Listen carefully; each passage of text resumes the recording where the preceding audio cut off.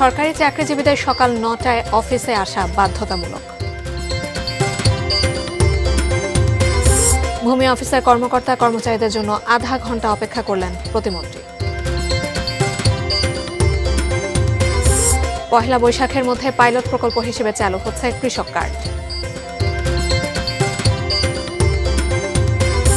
চাঁপাইনবাবগঞ্জের পোড়া গ্রামে গান বাজনা নিষিদ্ধের ফতোয়া, প্রশাসন বলছে আইন বহির্ভূত।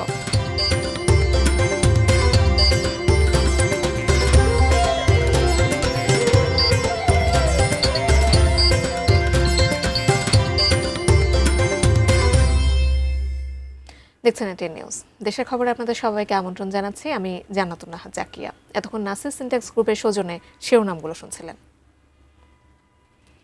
বিস্তারিত। সরকারি কর্মকর্তা কর্মচারীদের প্রতিদিন সকাল ৯টা থেকে ৯টা ৪০ পর্যন্ত নিজ নিজ অফিসে বাধ্যতামূলকভাবে অবস্থানের নির্দেশ দিয়েছে মন্ত্রিপরিষদ বিভাগ। গত সোমবার মন্ত্রিপরিষদ সচিব নাসিমুল গনি স্বাক্ষরিত এক পরিপত্রে এর নির্দেশনা দেওয়া হয়। পরিপত্রে বরাত দিয়ে বাসস জানিয়েছে, অনেক কর্মকর্তা কর্মচারী অফিসে আসার পথে সেমিনার, কর্মশালা, সিম্পোজিয়াম কিংবা ব্যক্তিগত প্রয়োজনে ব্যাংক, হাসপাতাল ও বিদ্যালয়ে যাওয়ার কারণে নির্ধারিত সময়ে অফিসে উপস্থিত থাকেন না। এতে জনসেবা ব্যাহত হয়। এ অবস্থায় জনসেবা নিশ্চিত ও দাপ্তরিক কাজে গতি আনতে সরকারি, আধা সরকারি, স্বায়ত্তশাসিত ও আধা স্বায়ত্তশাসিত প্রতিষ্ঠানের সব কর্মকর্তা কর্মচারীকে অন্তত সকাল ৯টা থেকে ৯টা ৪০ পর্যন্ত নিজ নিজ অফিস কক্ষে থাকতে হবে। অন্যান্য কর্মসূচিও এমনভাবে নির্ধারণ করতে হবে যাতে ওই সময় বিঘ্নিত না হয়। তবে শিক্ষা ও প্রশিক্ষণ প্রতিষ্ঠানের শিক্ষক, অনুষদ সদস্য, হাসপাতাল, জেলখানা, সংবাদ মাধ্যম ও নিরাপত্তা সংশ্লিষ্ট প্রতিষ্ঠানে রোস্টার ডিউটিতে থাকা কর্মীরা এ নির্দেশনার বাইরে থাকবেন।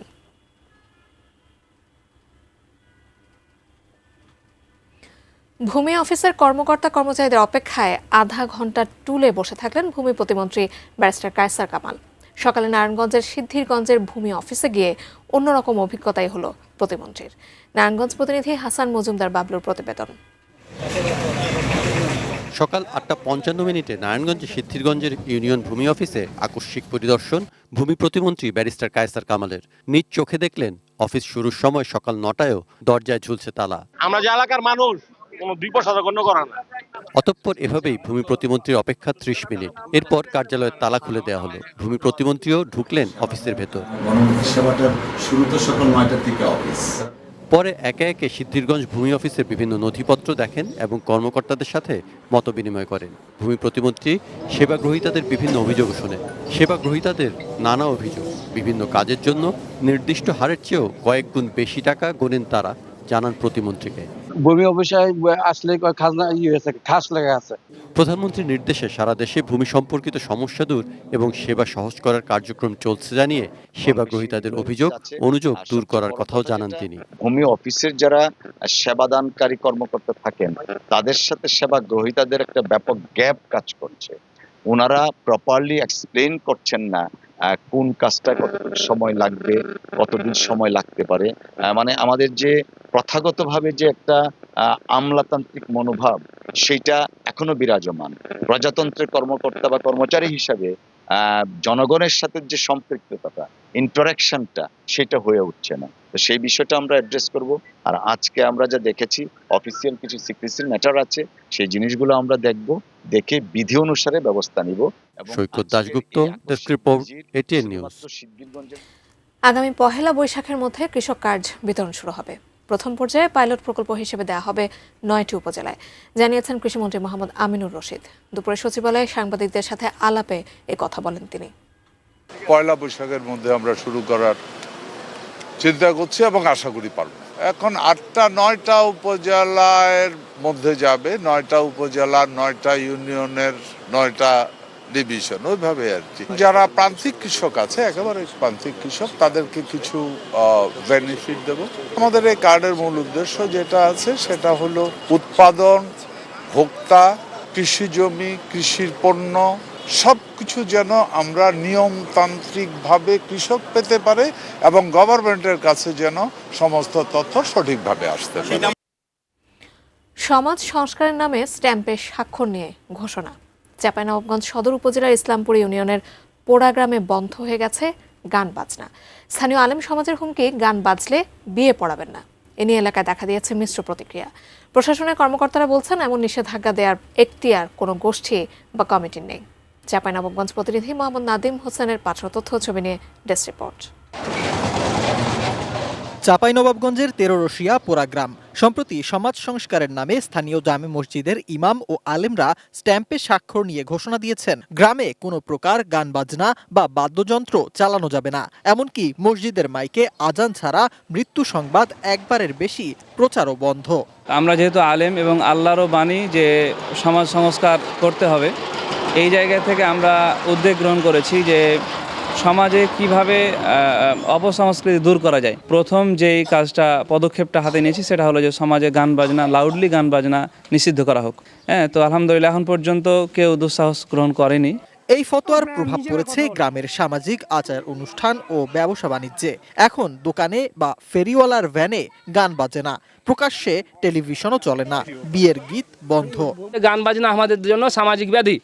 এখানে হচ্ছে যে ছোট ছোট যুবকেরা যারা পরবর্তী প্রজন্ম আসবে, তারা যদি এই দিকগুলো যদি উপলব্ধি করতে পারে তাহলে তারা ভালো কিছু আমাদের উপহার দিবে। আমার দোকানে টিভি আছে, আমি কোনো গান বাজনা বাজাই না, আমি খবর টবর দেখি, জালসা বাজাই, ওয়াজ বাজাই।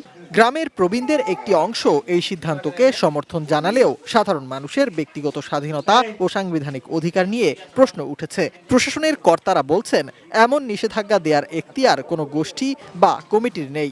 যে কোনো কমিটি হোক, তার মাধ্যমে গান বাজনা নিষিদ্ধ করার কোনো সুযোগ বা কোনো বিধিবিধান নাই। আমি এখন বিষয়টি জানার চেষ্টা করছি এবং তদন্ত করে আমি ব্যবস্থা নেব। নির্দিষ্ট সময়ে নির্দিষ্ট ডেসিবেলের মধ্যে যে কেউ গান বাজনা করতে পারে, এটা তো তার অধিকার। আমরা পুলিশ পাঠিয়েছি, জানার চেষ্টা করছি কারা এই ধরনের ঘোষণা দিয়েছে, আমরা তাদের সাথে কথা বলবো। Sifat Mahmud, desk report, ATN news. দেশের খবরে একটি বিরতি নিচ্ছে, ফিরে এসে অন্যান্য খবরের সঙ্গে আরো যা থাকছে।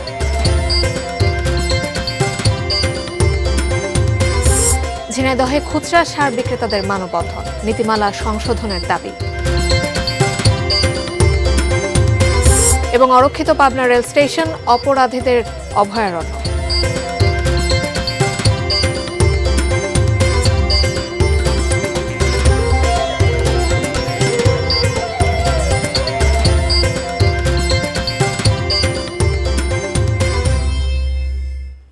আপনারা দেখছেন দেশের খবর। ধামরাইয়ে রোজার শুরু থেকে বেশ জমজমাট ইফতার বাজার। দুপুর থেকে ইফতারের আগ মুহূর্ত পর্যন্ত ক্রেতারা উৎসব মুখর পরিবেশে ইফতার কেনেন। ধামরাইয়ের কালামপুর ইফতার বাজার থেকে বিস্তারিত জানাচ্ছেন সহকর্মী মনোয়ার হোসেন রুবেল।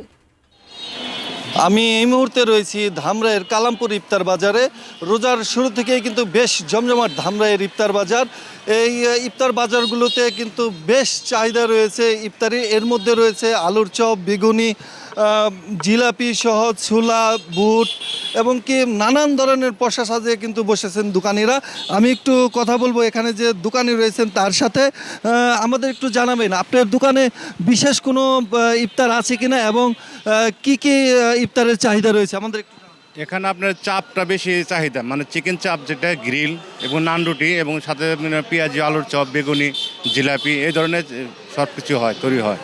আর আপনার হালিম আছে এখানে, ভালো হালিম, তার গ্রিল, চাপ এগুলো বেশি চলে আর কি।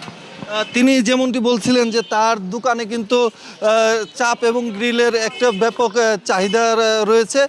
এছাড়াও ধামরায় কিন্তু প্রায় 100টি স্থানে কিন্তু ইফতার বাজার একযোগে বিক্রি করে দোকানিরা এবং স্থানীয়দের চাহিদার তুলনায় কিন্তু অনুযায়ী কিন্তু দোকানিরা পসরা সাজিয়ে বসেন এবং এই ইফতার বাজার থেকে কিন্তু ক্রয় করে স্বস্তির কথা জানিয়েছেন ক্রেতারা এবং ক্রেতা সমাগমের চাহিদা থাকায় বিক্রেতারাও কিন্তু সন্তুষ্টির কথা জানিয়েছেন। এই ছিল ধামরাইয়ের ইফতার বাজার থেকে আমার কাছে সর্বশেষ। জমে উঠেছে কিশোরগঞ্জের ইফতার বাজার। বড় হোটেলগুলোর পাশাপাশি মৌসুমী ব্যবসায়ীরাও বসেছেন ইফতারের আয়োজনে। জেলা শহরের গৌরাঙ্গ বাজার থেকে আরও জানাচ্ছেন প্রতিনিধি শফিক আদনান। শফিক, কি অবস্থা ইফতার বাজারে? কোন আইটেমগুলো সবচেয়ে বেশি প্রাধান্য পাচ্ছে ক্রেতাদের কাছে, নিশ্চয়ই জানাবেন আমাদের। সিয়াম সাধনের মাস অর্থাৎ রমজান মাস এলে এখানে রমজান মাসের জন্য কিন্তু মুসলমানরা সারা বছর অপেক্ষা করে। এই মাসটি এলেই এখানে উৎসাহ উদ্দীপনা নিয়ে মুসলমানরা রোজা রাখে। তো ইফতারির সময় অর্থাৎ ইফতার রোজা ভাঙার সময় কিন্তু এই কারণে ইফতারের নিয়ে কিন্তু একটা ঘটা করে ইফতার করে তারা, এই কারণে ইফতারির একটা যে চাহিদা সেটা কিন্তু অনেকটাই বেড়ে যায়। আমি এখন রয়েছি কিশোরগঞ্জের যে গৌরাঙ্গ বাজার এলাকায়। এখানে যে জায়গাটি আমরা এসেছি এটা হলো গাংচিল রেস্টুরেন্ট। এই গাংচিল রেস্টুরেন্ট সহ শহরের বড় বড় যে রেস্টুরেন্টগুলো আছে তারাও কিন্তু ইফতারির আয়োজন করে, এবং মৌসুমী ব্যবসায়ীরা যারা আছে তারাও ইফতার নিয়ে বসে। এখানে যে ইফতারগুলো যদি আমরা এখানে বিভিন্ন ধরনের ইফতার নিয়ে বসেছে, এখানকার যে গাংচিল কর্তৃপক্ষ, এটি একটি বড় হোটেল। এখানে সব ধরনের নানা ধরনের ইফতার নিয়ে বসেছে। এখানে পেঁয়াজু, এখানে বেগুনি সহ চপ সহ বিভিন্ন ধরনের এখানে রাখা হয়েছে। সবচেয়ে যে এই হোটেল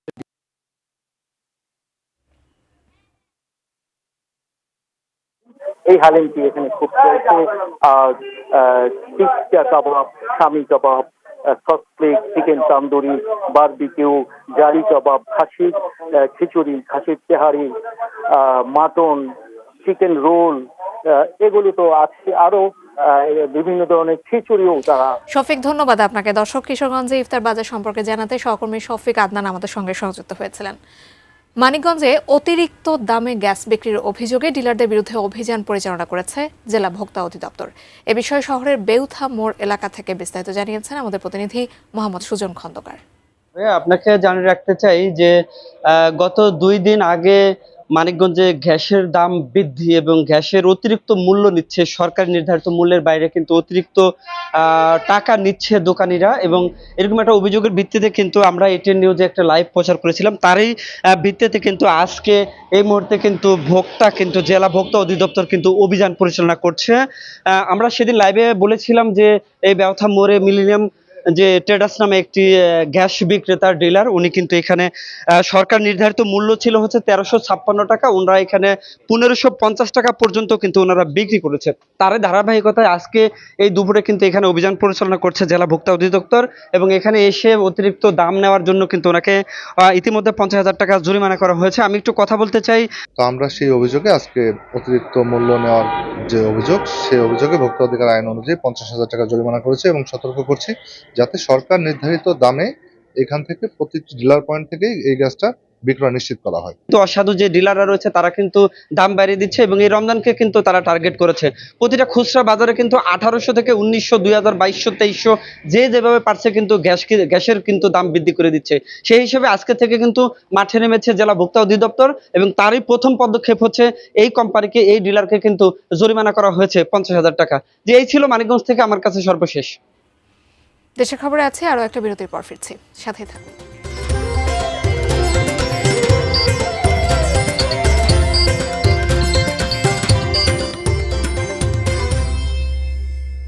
দেখছেন দেশের খবর। খুচরা সার বিক্রেতা বহাল রাখা ও নীতিমালা সংশোধনের দাবিতে ঝিনাইদহে মানববন্ধন কর্মসূচি পালন করা হয়েছে। সকালে জেলা প্রশাসকের কার্যালয়ের সামনে খুচরা বিক্রেতা অ্যাসোসিয়েশন অব বাংলাদেশ জেলা শাখা এই কর্মসূচির আয়োজন করে। এতে ব্যানার ফেস্টুন নিয়ে জেলা উপজেলা খুচরা সার বিক্রেতারা অংশ নেয়। ঘণ্টাব্যাপী চলা এই কর্মসূচিতে সংগঠনটির জেলা শাখার সভাপতি, সাধারণ সম্পাদক সহ অন্যরা বক্তব্য রাখেন। কর্মসূচিতে খুচরা সার বিক্রেতাদের সনদ বহাল রেখে সার নীতিমালা 2025-এর পুনর্গঠন স্থগিতের দাবি জানান বক্তারা। পরে জেলা প্রশাসকের মাধ্যমে প্রধানমন্ত্রী বরাবর স্মারকলিপি পাঠানো হয়।